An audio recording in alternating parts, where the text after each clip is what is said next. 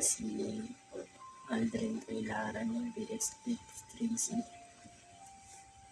Ito nga pala yung ginawa ko sa misis ko, pocket tracer. And meron ako dito 30 na PC. 30.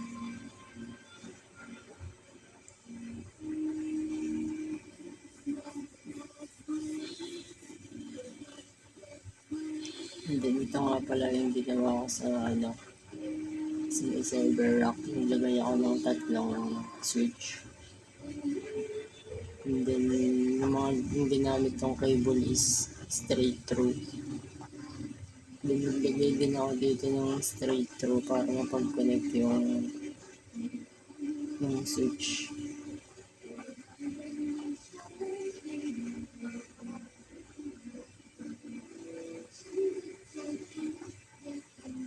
Then ngayon ipapakita ko kung paano i-simulate or kung magagana ba sila. By the way, nagbigay nga pala ako dito ng IP address kada sa isang PC.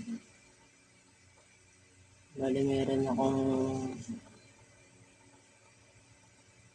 30 na PC. And then yung pang last na IP address is 192.168.0.30. Which is ito.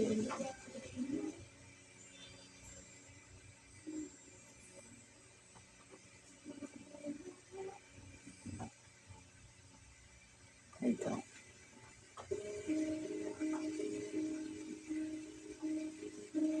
I-start natin kung gagana ba.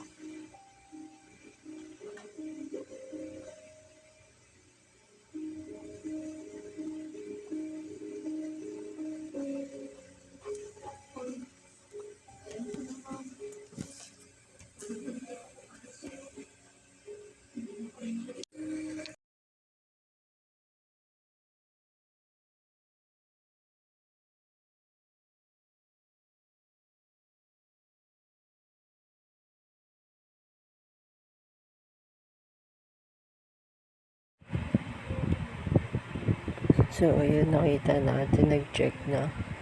Ibig sabihin yan, gumagana na siya. So, ayun, salamat po.